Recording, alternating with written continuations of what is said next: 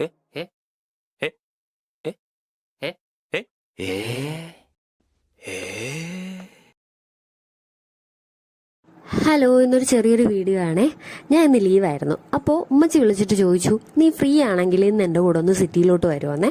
അപ്പം ഞാൻ വിചാരിച്ചു എന്തായാലും ഫ്രീ ആയിട്ട് നിൽക്കുമല്ലേ, പോവാമെന്ന് വിചാരിച്ചു. ഉച്ചയ്ക്ക് ശേഷം സഞ്ചി തൂക്കി ഇറങ്ങി പോകാൻ വേണ്ടിയിട്ട്. അങ്ങനെ പോയി കുറേ സാധനങ്ങൾ ഉമ്മാക്ക് വാങ്ങാനുണ്ടായിരുന്നു. അങ്ങനെ പല പല കടകളിൽ തെണ്ടിത്തിരിഞ്ഞ് ഞങ്ങൾ പല പല സാധനങ്ങൾ വാങ്ങിച്ചു. ആദ്യം പോയത് പോത്തീസിലാണ്. പോത്തീസിൽ നിന്ന് കുറച്ച് സാധനങ്ങളൊക്കെ വാങ്ങിച്ചു.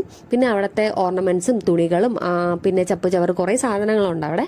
അതെല്ലാം വായി നോക്കി നിന്നിട്ട് ഞങ്ങൾ ഇറങ്ങിയിട്ട് നേരെ സ്മാർട്ട് ബസാറിലോട്ട് പോയി കുറച്ച് സാധനങ്ങൾ അവിടെ നിന്ന് വാങ്ങിച്ചു.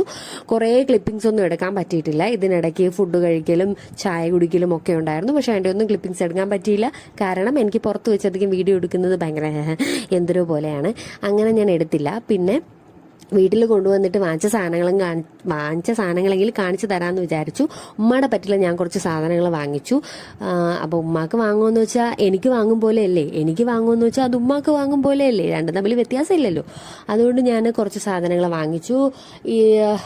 പഴം വാങ്ങിച്ചു, കേക്ക് വാങ്ങിച്ചു, പിന്നെ കോഫി പൗഡർ വാങ്ങിച്ചു, പിന്നെ ചോക്കോസ് വാങ്ങിച്ചു കൊച്ചിന്.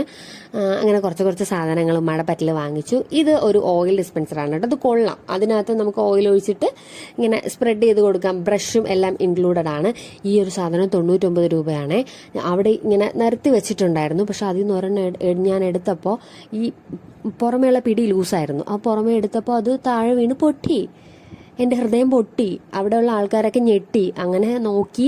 പിന്നെ അവിടുത്തെ മാനേജർ വളരെ വിശാല ഹൃദയനായതുകൊണ്ട് എന്നോട് പറഞ്ഞു പേയ്മെൻ്റ് ഒന്നും ചെയ്യണ്ടെന്ന് പറഞ്ഞു കേട്ടു.